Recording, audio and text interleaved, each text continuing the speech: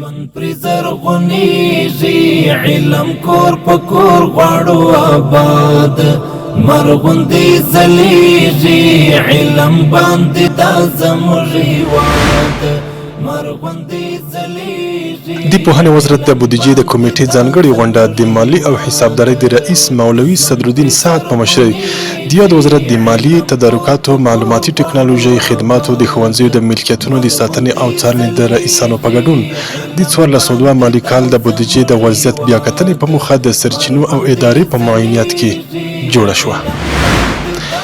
د کابل ولایت په کلکان ولسوالۍ کې د امام ابو حنیفه دارالعلوم او دارالحفاظ په نامه دینی مدرسه تأسیس او ګټې اخیستنې ته وسپارل شوه.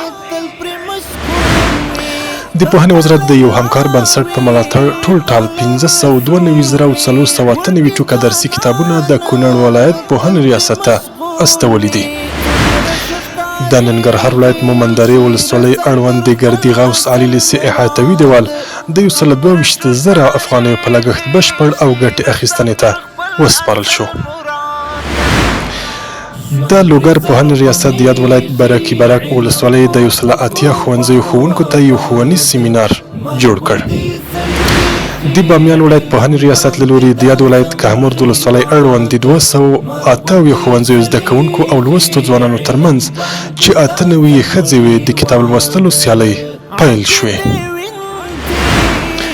د دایکنډي ولایت پوهنې ریاست په یاد ولایت کې د نویو تأسیس شویو مدارسو اړوند د 9 نوي خالي بستونو د ډکولو په موخه له نوماندانو څخه ډلهییزه رقابتي ازموینه واخیسته. د هلمند ولایت پوهنې ریاست له لوري د ګرمسیر ولسوالۍ هزار جفت لیسې ته 132 پای میزونه او څوکۍ او د موسی ولسوالۍ مرکزي لیسې ته 132 پای نور میزونه او څوکۍ وویشل. او د هرات ولایت پوهنې ریاست د یاد ولایت د پوهنې رئیس مولوي رحمت الله جابر په حضور کې د دغه ریاست د اداري او تدریسي خالي بستونو ډکولو په موخه رقابتي ازموینه واخیسته.